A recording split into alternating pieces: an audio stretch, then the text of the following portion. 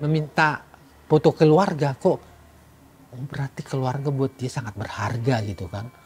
Artinya keluarga itu buat dia segalanya menurut saya, karena dia bisa menunjukkan bahwa kami punya keluarga loh, kira-kira begitu. Jadi dari kata-kata itu, asal saya lihat foto ini dan pandangan matanya, dan memang dia orangnya apa ya, ya smile-nya itulah gitulah.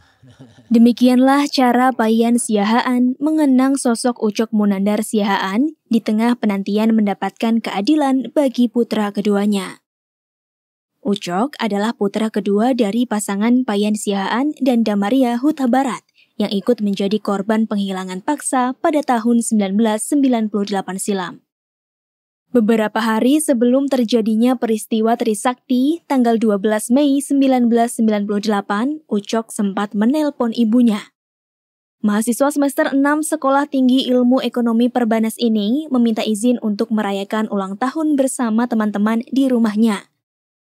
Namun, perayaan ulang tahun itu akhirnya tak pernah terlaksana. Pada saat mau ulang tahunnya itu, beberapa hari sebelum hari ulang tahunnya, temannya bertelepon mau cari Ucok gitu kan. Mamanya angkat, terus mamanya bilang, Ucok gak ada. Kemarin malam dia pulang, ada yang jemput dia katanya kan.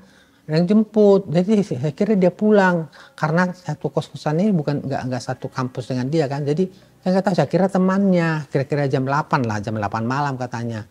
Jadi jemput, terus jadi dia nggak ada. Loh, mana kan gitu kan? Itulah yang terakhir. Jadi kami tidak ada komunikasi setelah temannya itu nelpon. Kami terus kemudian kan tanggal 13, 14, 15 itu kan sudah chaos kan. Aduh, jangan-jangan terikut-ikut kan gitu kan. Kami usahalah mencari informasi kemana, terutama kan ke rumah sakit dulu, mana tahu ada apa kejadian, terus kemudian ke polsek, polres, gimana, pokoknya ke rumah tahanan, kan banyak waktu yang ditahan juga, ditangkapin di jalan gitu kan. Nggak ada sama sekali, mulai dari pokoknya Jakarta Barat, Jakarta Timur, Jakarta Selatan, semuanya sampai dengan Bogor, Tangerang, Bekasi, kami cari semuanya, nggak ada. Terus ya itu, jadi hilang begitu saja, nggak ketemu.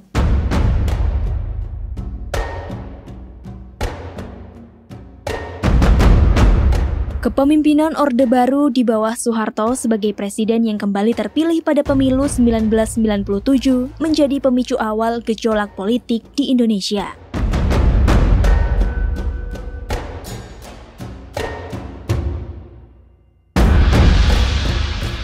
Kemudian, krisis ekonomi yang terjadi membuat gelombang unjuk rasa besar-besaran yang dimotori oleh kelompok mahasiswa saat itu memuncak.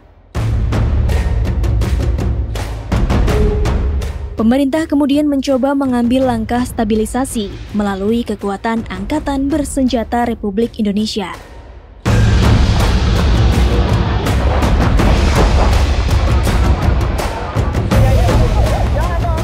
Sejumlah aktivis dan mahasiswa yang diduga terlibat dalam penggalangan protes besar kemudian menjadi sasaran.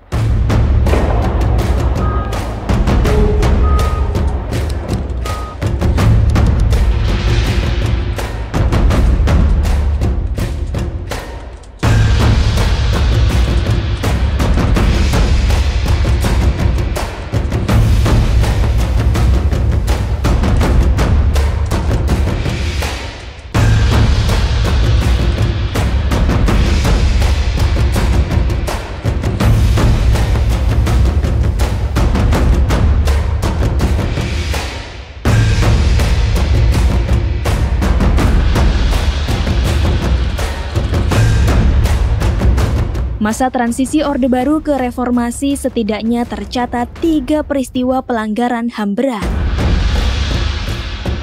Yang pertama adalah penghilangan paksa yang terjadi pada tahun 1998 hingga 1999. Berikutnya ada kerusuhan Mei 1998.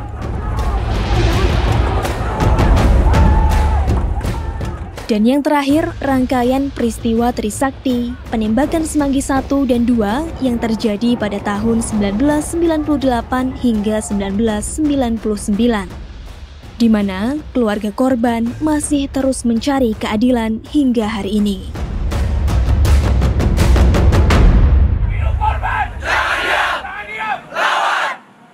Apa yang kami perjuangkan ya ternyata sampai kami ke Komnas HAM lah yang terakhir, dalam artian instansi yang memang tujuannya. Setelah berjuang lebih dari 2 dekade, perjuangan Payan belum juga menemui keadilan itu sendiri.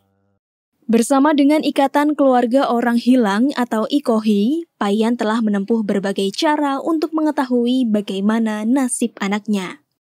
Sebenarnya semenjak itu terbentuk ya kami hampir semua instansi udah kami temui, maksudnya melapor, minta dukungan atau paling tidak bagaimana caranya untuk menyelesaikan kasus ini dan mencari, terutamanya mencari ke-13 orang yang hilang itu. Semua kami udah datang ya, yang namanya Gus Dur waktu itu ya, Megawati, semua si Amin Rais waktu dia masih ketua MPR, hampir semua lah udah kami jalani itu. Jadi ya, itulah yang buat istri saya kan, aduh, ini jadi sakit. Padahal Komisi Nasional Hak Asasi Manusia telah mengeluarkan rekomendasi bahwa kasus penculikan dan penghilangan paksa merupakan pelanggaran HAM berat. Asa Payan juga sempat menyala, manakala di tahun 2009 DPR RI merekomendasikan 4 hal kepada pemerintah terkait kasus penghilangan paksa.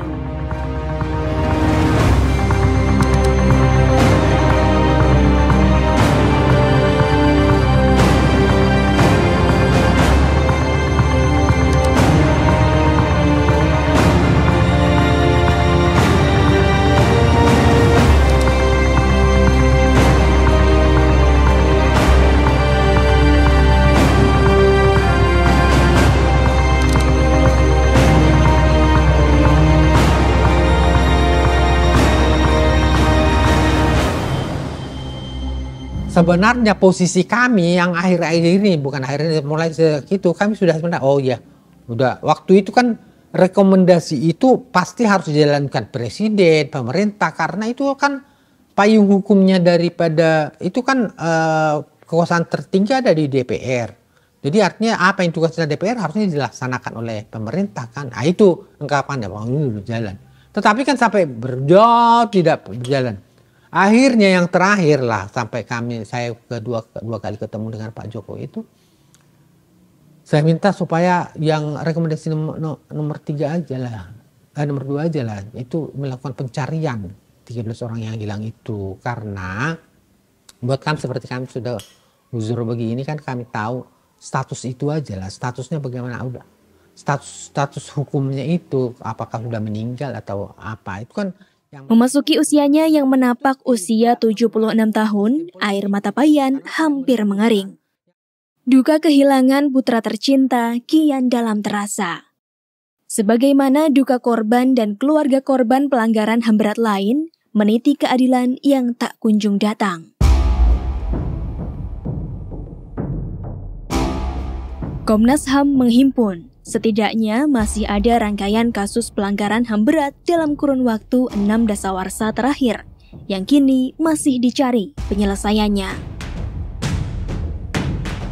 Kasus pelanggaran HAM berat tercatat pada fase transisi masa Orde Lama dan Orde Baru, yakni peristiwa 1965-1966.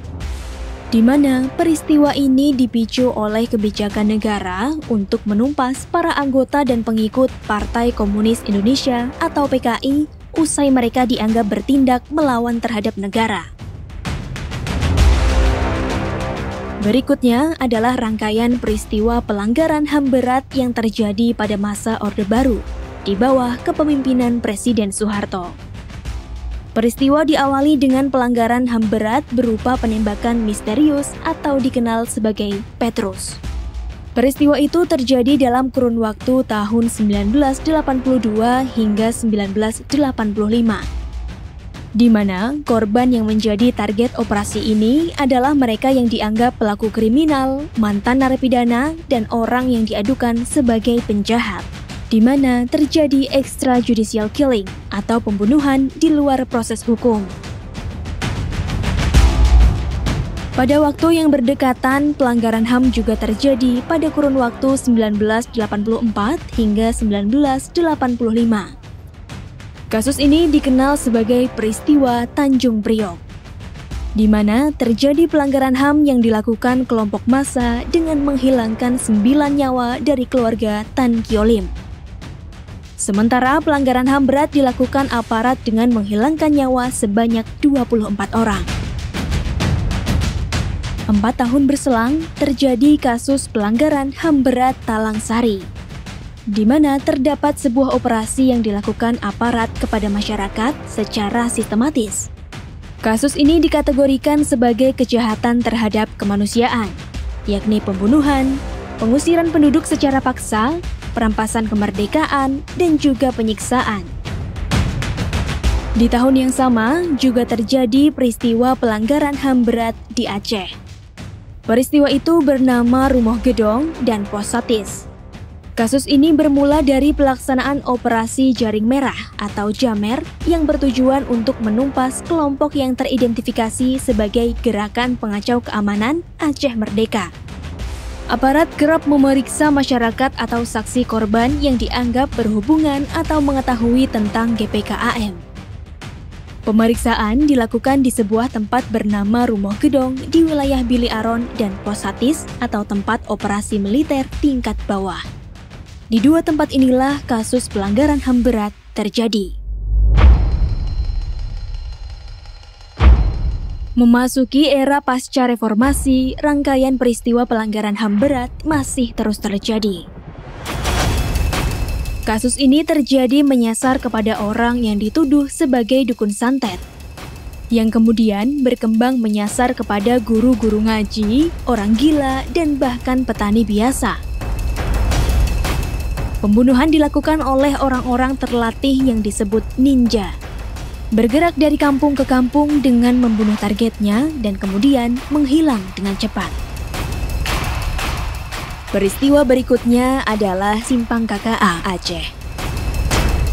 Peristiwa bermula dari informasi dugaan hilangnya anggota TNI saat perayaan 1 Muharram di Kabupaten Aceh Barat karena diculik.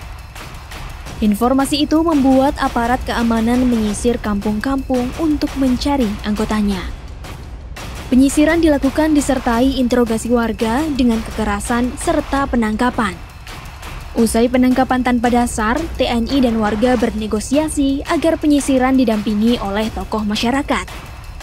Namun, TNI melanggar kesepakatan, sehingga warga menutup akses jalan yang membuat TNI mundur hingga tertahan di Simpang KKA. Upaya negosiasi untuk meredam amarah warga pun gagal. Di tengah warga yang berkumpul, terjadilah bentrok dan penembakan oleh TNI yang mengarah kepada warga. 29 orang meninggal dan 30 lainnya terluka. Peristiwa pelanggaran HAM berikutnya adalah kejahatan terhadap kemanusiaan yang terjadi di Timor Timur tahun 1999. Kejahatan itu terjadi sebelum dan sesudah diselenggarakannya jajak pendapat untuk menentukan status kemerdekaan Timor Timur. Kasus yang terjadi antara lain berupa pembunuhan massal, penyiksaan dan penganiayaan, penghilangan paksa, kekerasan berbasis gender, serta pemindahan penduduk secara paksa. Rangkaian kasus pelanggaran HAM berat terakhir berada di wilayah Papua. Latar belakang politik masyarakat Papua menjadi pemicu terjadinya pelanggaran HAM berat. Rangkaian kasus pelanggaran HAM berat diawali di Abepura yang terjadi pada tahun 2000. Laporan Komnas HAM menyebutkan diduga terjadi pelanggaran HAM berat yang dilakukan secara sistematis dan meluas berupa penyiksaan, pembunuhan kilat, penganiayaan, dan perampasan kemerdekaan secara sewenang-wenang. Hal itu terjadi usai insiden perusakan Polres Ambipura dan pembakaran ruko oleh masyarakat. Insiden itulah yang kemudian memicu pelanggaran HAM berat yang dilakukan oleh aparat kepada masyarakat.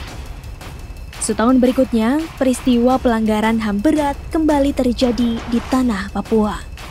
Lokasi terjadi di Wasior tahun 2001 hingga 2002 dan di Wamena pada tahun 2003.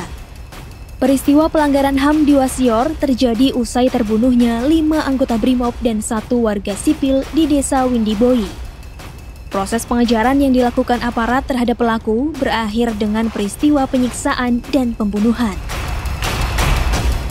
Catatan peristiwa pelanggaran HAM berat yang terakhir adalah peristiwa Paniai di tahun 2014. Peristiwa pelanggaran HAM berat berawal dari kasus pemukulan yang diduga dilakukan oleh aparat keamanan terhadap sekumpulan anak muda Papua pada 7 Desember 2014. Keesokan harinya, masyarakat merespon dengan menutup jalan poros Madi Enarotali yang berakhir bentrok dengan aparat keamanan hingga kawasan lapangan Karel Gobay. Di lokasi itulah terjadi penembakan yang mengakibatkan 4 warga Papua meninggal dan puluhan lainnya terluka.